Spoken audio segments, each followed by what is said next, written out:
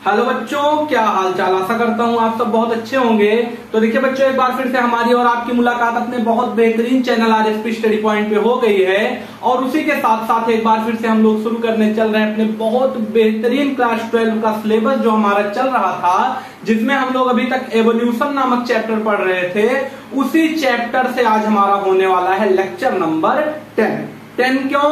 क्योंकि हमारा लेक्चर 9 तक कंप्लीट हो गया है। अगर आपको और भी पुराने लेक्चर्स देखने हैं तो आराम से वीडियो के डिस्क्रिप्शन में चले जाइए, प्लेलिस्ट की लिंक दी गई है, 1 to 1 लेक्चर आप देख सकते हैं। बाकी आपका 2024 में चाहे आप यूपी बोर्ड से हो चाहे सीबीएसई बोर्ड से हो, पेपर आने वाला है। उसी पेपर को ध्यान में रख के खास सीरीज आपके लिए चलाई जा रही है। साथ साथ principle of inheritance and variation नामक चैप्टर कंप्लीट करवा दिया गया है टॉपिक बाय टॉपिक। अभी हम सोच रहे हैं कि आपका टॉपिक बाय टॉपिक कंप्लीट करवाएं। जब आपका पेपर होने लगेगा तो आपका 1 शॉट रिवीजन सीरीज चलाया जाएगा। तो आराम से पढ़ते रहिए, कोई दिक्कत है नहीं। आइए शुरू करते हैं एक बार फिर से अपना बहुत बेहतरीन एवोल्यूशन नामक चैप्टर। तो देखिए बच्चों, आज का हमारा टॉपिक क्या होने वाला है। आज का हमारा टॉपिक है theory of germplasm and theory of natural selection. दो इतनी बेहतरीन थ्योरीज हैं जो एवोल्यूशन नामक चैप्टर से हर साल आपके बोर्ड में पूछी ही जाती हैं और पूछी जाती रहेंगी। हर साल पेपर में आता है, खास करके आपका थ्योरी ऑफ नेचुरल सिलेक्शन जो 5 नंबर लॉन्ग क्वेश्चन में आता है। अब आपके स्कूल या आपके बोर्ड में जितने भी नंबर का लॉन्ग क्वेश्चन होता हो उसी हिसाब से समझ लीजिए। फिलहाल यूपी बोर्ड में 5 नंबर का आता है और थ्योरी ऑफ जर्मप्लाज्म आपसे एमसीक्यू टाइप क्वेश्चन में पूछ लिया जाता है। अब देखिए, इन दोनों थ्योरी का हम डिटेल में पढ़ेंगे आराम से, कोई दिक्कत नहीं। सिर्फ जितना स्लाइड पे है उतना ही है, उससे ज्यादा बड़ा टॉपिक नहीं है। बाकी जितना बताते चल रहे हैं इससे हट के, इसको समझाते हुए इसको आप लोग अपने नोटबुक में नोट करते चलिए। देखिए, सबसे पहला हमारा है थ्योरी ऑफ जर्मप्लाज्म। अच्छा, जर्मप्लाज्म होता क्या है? जैसे ही आप लोग इसका पिछला लेक्चर खोलेंगे जिसका नाम है एडॉप्टेटिव रेडिएशन, उस लेक्चर से हमसे एक साइंटिस्ट से मुलाकात हुई थी जिनका नाम था सर चार्ल्स डार्विन। डार्विन साहब बहुत बड़े साइंटिस्ट हुए, अपने जमाने के दिग्गज साइंटिस्टों में गिने जाते थे।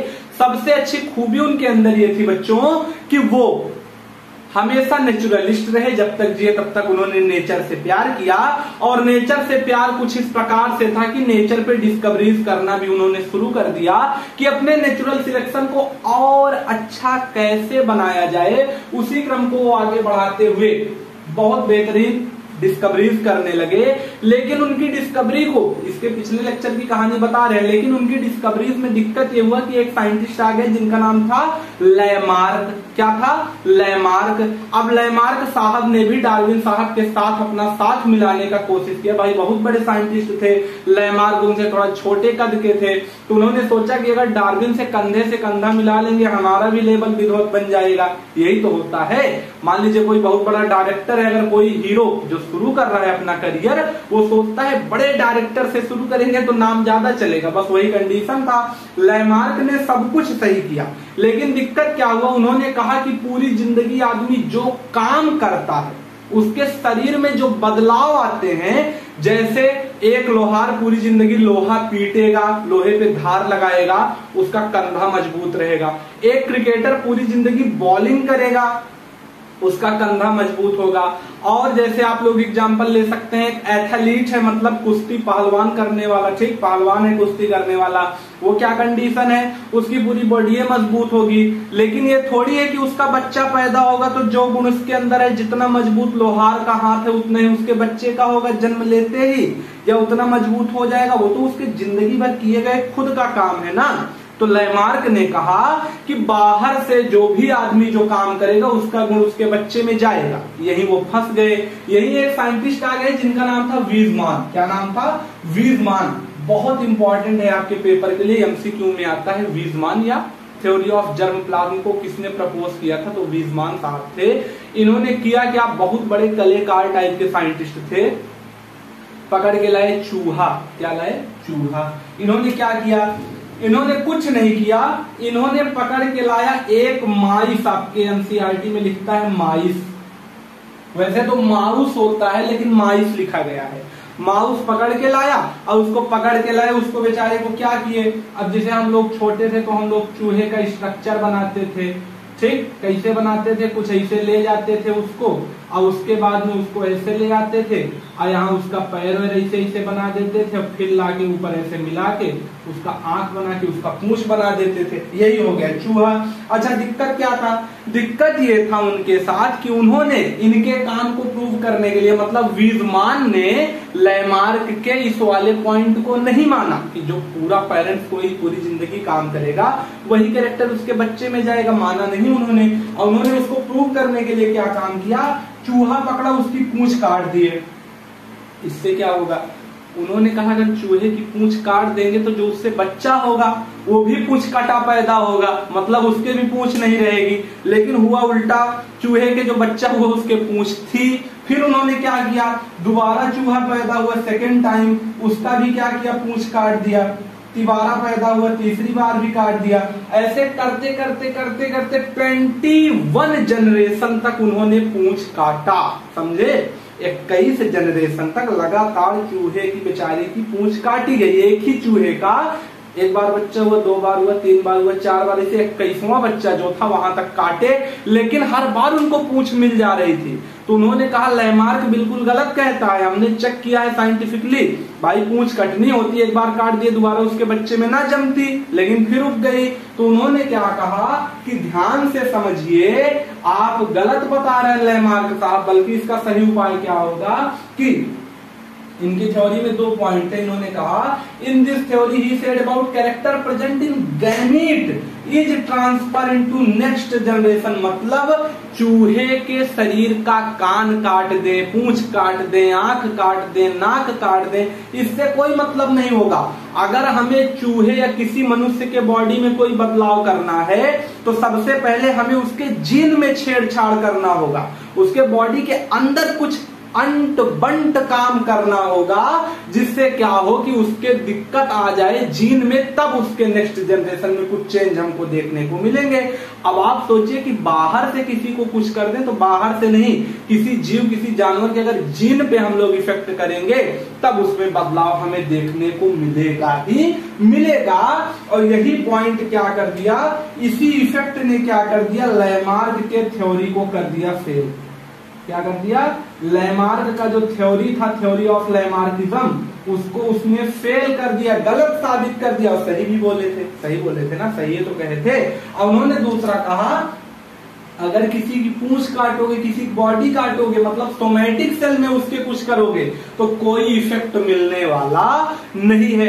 ये तो हो गया आपका थ्योरी ऑफ जर्म प्लाज्म। कौन दिया था, वीजमान। किसके ऊपर डिस्कवरी किए थे, चूहे के ऊपर। क्या किए थे, 21 जनरेशन तक पूंछ काटे थे, किसके कहने पे, लैमार्क। इतना ही क्वेश्चन आएगा, इससे ज्यादा नहीं आएगा। अब देखिए हम लोग पढ़ते हैं थ्योरी ऑफ नेचुरल सिलेक्शन, बहुत important, one of the most important topic from your class 12 board examination. कहता क्या है, ये जो थ्योरी था इसको 2 नाम से जानते हैं। पहला नाम है थ्योरी ऑफ नेचुरल सिलेक्शन, या इसी थ्योरिया को हम लोग theory of origin of species भी कहते हैं। क्या कहते हैं, ओरिजिन ऑफ स्पीसीज। और क्वेश्चन आता है कि ओरिजिन ऑफ स्पीसीज किसके किताब का नाम है, तो किसने दिया था, चार्ल्स डार्विन। किसने दिया था, चार्ल्स डार्विन। डार्विन साहब ने इस थ्योरी को प्रपोज किया था। तो इस थ्योरी का 2 नाम, पहला तो उन्होंने नेचर पे काम किया, इसलिए थ्योरी का नाम नेचुरल सिलेक्शन। दूसरा उन्होंने ओरिजिन ऑफ स्पीसीज नामक किताब लिखी, इसलिए इस थ्योरी को हम लोग ओरिजिन ऑफ स्पीसीज के नाम से भी जानने लगे। और दिया गया था चार्ल्स डार्विन के द्वारा, पहला पॉइंट। दूसरा क्या है, डार्विन की बड़ी अच्छी कहानी है, बहुत घुमक्कर टाइप के साइंटिस्ट थे, कोई जिंदगी से मतलब नहीं रहता था, सोचते थे जिंदगी ऐसी हो घूमने को मिले बस बात खत्म। अच्छा हुआ कैसे, इनको लंदन की सरकार ने कहा जाओ 3 साल तक एक आइलैंड पे तुमको नाव दे रहे हैं, कुछ पैसा वैसा दे रहे हैं, जाओ घूम के आओ और घूमो और हमें बताओ तुम्हें नेचर पसंद है तो जहां जहां घूमोगे वहां जो पेड़ मिलेगा, जो जानवर मिलेंगे उनके बारे में लिख लेना कि वहां वाले कैसे रहते हैं। भाई नाव समुद्र में चलेगी ना, तो समुद्र में जो टापू ओपू मिलेंगे बीच बीच में, वही इनको डिस्कवरी करनी थी। इन्होंने 3 साल के जगह 5 साल लगा दिया। अब घूमना ही तो था, कोई मतलब तो था नहीं। दूसरा चीज, पूरा घूम टहल लिए। कहाँ घूमे थे इसके पिछले वाले लेक्चर में पूरा वही बताया गया है, जिस टॉपिक का नाम है एडॉप्टेटिव रेडिएशन। ठीक, पूरा उसमें कंप्लीट है। थोड़ा सा उसका ओवरव्यू दे दें तो कंडीशन ये हुआ कि घूमे टहले तो, लेकिन 5 साल सिर्फ मजा लिए, कुछ किए हुए नहीं। अच्छा, इनको डर था कि गवर्नमेंट का काम है, सरकार हमारे पीछे इतना पैसा फूंकी है, अगर कुछ निकाल के नहीं देंगे तो हमको फांसी लटका देगी, हमारा काम खत्म। तो इन्होंने क्या किया, जब लौट रहे थे अपने सफर से, तो इन्होंने एक काम किया। काम क्या किया, इन्हीं के 2 साथी थे जो इनसे पहले घूम टहल के आए थे। वो दोनों साथी कौन थे, एक थे थॉमस मैथस, दूसरे थे एल्फ्रेड वेलेस, बहुत बड़े नेचुरलिस्ट ये भी थे इनके दोनों साथी, और तीसरे खुद थे भाई। 5 साल जो घूमे थे, एक डायरी लिए थे, उसमें थोड़ा बहुत लिख लेते थे। तो इनके जो काम का एक्सपीरियंस था, इनके एक्सपेरिमेंट का जो एक्सपीरियंस था, इन्होंने इन दोनों का जो किताबिया था वो किताब ये साथ में लेके गए थे कि हमारे साथी लोग जो लिखे हैं बुक में ऐसा फील होता है कि नहीं। उस किताब से थोड़ा बहुत पॉइंट उठा लिया, और तीसरा अपने एक्सपेरिमेंट से थोड़ा बहुत पॉइंट उठा लिया, और जब अपने एक्सपेरिमेंट से उठाए वही एक पूरा किताब ये छाप दिए, जिसका नाम हो गया ओरिजिन ऑफ स्पीसीज। और उसी किताब का मेन 4-5 पॉइंट इनके पूरे थ्योरी का समरी है जो हमें इस टॉपिक में पढ़ना है। पहला चीज इन्होंने कहा, हमें जो भी जीव मिले सब के अंदर हाई रेट ऑफ रिप्रोडक्शन देखने को मिला था, मतलब रिप्रोडक्शन करने की क्षमता सब के अंदर थी, या अपने क्वांटिटी या अपने आप को इस पृथ्वी पे अस्तित्व को बचाए रखने के लिए जो प्रक्रिया की जाती है रिप्रोडक्शन, वो सब करते थे। ऐसा कोई नहीं था जो रिप्रोडक्शन ना करे। दूसरा, टोटल नंबर ऑलमोस्ट कांस्टेंट। इन्होंने कहा जानवर बड़े समझदार थे, मतलब किसी भी चीज को, जैसे जो जानवर जानता है कि अगर पेड़ पे पत्ती हम खा के जीते हैं और कहीं पत्ती खत्म हो गई या पेड़ खत्म हो गया तो हम भी खत्म हो जाएंगे,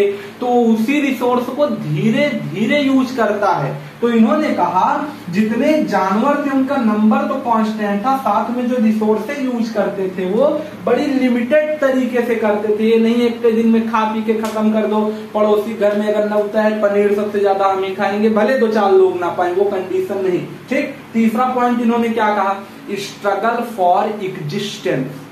अगर पृथ्वी पे जीना है तो मेहनत करना है, और दूसरा चीज अपने अस्तित्व को बरकरार रखने के लिए सबसे कंपटीशन करते रहना होगा। इनका main point survival for existence, जिसको इन्होंने कहा कंपटीशन। क्या कहा, कंपटीशन। उसके बाद में पेपर में ये भी क्वेश्चन आता है कि ये टैग लाइन थी, डार्विन के आगे यही कहा जाता है। अगर कभी डार्विन का नाम लेंगे तो उनके लिए टैग लाइन में कहा जाता है स्ट्रगल फॉर एग्जिस्टेंस या सर्वाइवल इज द फिटेस्ट, यही चीज है। ठीक, ये भी आता है तो डार्विन की लाइन है, याद रखे रहिएगा। उसके बाद क्या है, एग्जिस्टेंस या कंपटीशन में इन्होंने 2 चीज कहा। 2 चीज क्या कहा, सबसे पहले इन्होंने कहा इंट्रा स्पेसिफिक, दूसरा इन्होंने कहा इंटर स्पेसिफिक। इन्होंने कहा भैया जो हमने जीव देखा आइलैंड पे, कुछ तो ऐसे थे जो खुद के ही प्रजाति, खुद के ही स्पीसीज या आपस में, जैसे हमें पढ़ाना है तो हमें पक्का यकीन है कि जो मोबाइल में वीडियो देख रहा होगा वो आदमी ही होगा, वो छोटा बच्चा ही होगा, जिसे जरूरत होगी वही तो पढ़ेगा। ऐसा थोड़ी है हाथी घोड़ा बैल बकरी सब मोबाइल चलाते हैं सब पढ़ेंगे। तो हम आप क्या है, एक सेम स्पीसीज हैं। तो इन्होंने कहा कुछ जानवर ऐसे हैं जो कॉमन स्पीसीज में कंपटीशन करते थे, उन्हें हम लोग इंट्रा स्पीसीज या क्या लिखा है, उन्हें हम लोग इंट्रा स्पेसिफिक स्पीसीज के अंतर्गत पढ़ेंगे। कहाँ पढ़ेंगे, इंट्रा स्पेसिफिक स्पीसीज के अंदर हम लोग पढ़ेंगे। अच्छा, इसमें एग्जांपल इन्होंने क्या दिया, इन्होंने जैसे एग्जांपल हम ही आपको दे रहे हैं। क्या ये मतलब, ये तो दिए ही थे, एनसीईआरटी का था, थोड़ा बहुत उसमें बताया क्या गया है। जैसे कोई जीव है, जैसे बकरी है, बकरी को पता है क्या, अगर घास खत्म हो गई तो हमारा जीवन खत्म, अगर पेड़ खत्म हो गया तो हमारा जीवन खत्म। तो उन दोनों के बीच में कंपटीशन होगा कि ज्यादा दिन तक हम खा के जिए, ज्यादा दिन तक वो खा के जिए। या दूसरा एग्जांपल आप लोग ऐसे समझ सकते हैं कि जितने आदमी हैं आजकल के दुनिया में सब खाने पे ही डिपेंड हैं, तो खाना अगर खाएंगे तो खाना आएगा कहां से? तो जिस चीज का रेट बढ़ जाता है उसके लिए कंपटीशन शुरू हो जाता है मार्केट में ना, वही कंडीशन। फिर दूसरा तरीका इन्होंने कहा इंटर स्पेसिफिक, इंट्रा और इंटर, इंट्रा में वही जो बताए मतलब कॉमन स्पीसीज, और इंटर स्पेसिफिक में जहां स्पीसीज बदल जाए, मतलब शेर हिरन का शिकार करेगा, शेर अलग हो गया, हिरन अलग हो गया। अच्छा इसमें दिक्कत क्या है, अगर पूरा हिरन को शेर मार डाला, अब एक को हिरन नहीं बचे, तब दिक्कत क्या होगा, शेर भी मर जाएगा, इकोसिस्टम में गड़बड़ी आ जाएगी।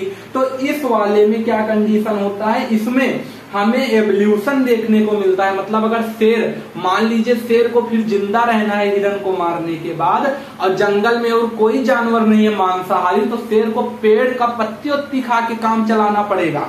तो कुछ शेर जो पत्ती उत्ती खा के जिएंगे, वेजिटेरियन बन जाएंगे, वो तो लंबे समय तक पृथ्वी पे रहेंगे। और फिर हम लोग ये पढ़ेंगे कि ऐसे भी कुछ शेर थे जो मांस खाते थे, मतलब जानवरों का शिकार करते थे, वो विलुप्त हो जाएंगे।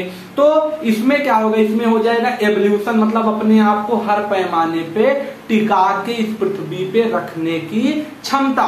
तो एवोल्यूशन किसमें देखने को मिलेगा, इंटर स्पेसिफिक में। और दूसरा चीज क्या है, इंटर स्पेसिफिक, जिसमें कॉमन स्पीसीज में काम धाम चलता रहता है। ठीक, अच्छा उसके बाद क्या है, अंतिम और चौथा पॉइंट ये बताए थे, रिस्पॉन्सिबल फॉर वेरिएशन। ये क्या कंडीशन है, इन्होंने कहा कुछ जीव ऐसे थे जो एडॉप्ट करते थे वेरिएशन। वही अगर शेर को जानवर नहीं मिल रहा है तो वो घास फूस खा के काम चलाए, खुद जिंदा रह जाए। तो जो खुद को एडॉप्ट करेगा वो तो जिएगा, और जो खुद को एडॉप्ट नहीं करेगा वो क्या हो जाएगा, उसको हम लोग किताब में पढ़ेंगे, उससे हम लोग कहेंगे भैया ये जानवर एक्सटिंक्ट हो गए, मतलब ये विलुप्त हो गए, अब ये देखने को नहीं मिलते। तो यहाँ हमारा होता है लेक्चर खत्म। लेक्चर 10 है ये। कोई दिक्कत हो तो कमेंट में बताइएगा, कोई दिक्कत ना हो तो वीडियो को लाइक करिएगा, चैनल पे नए हैं तो सब्सक्राइब करिएगा, क्योंकि पेपर आ रहा है और लेक्चर पढ़ना बंद नहीं होगा, ये हमारी गारंटी है। तो आपको भी पढ़ना बंद नहीं करना है, बाकी जो होगा देखा जाएगा। तो मिलेंगे नेक्स्ट लेक्चर में, तब तक के लिए ओके बाय।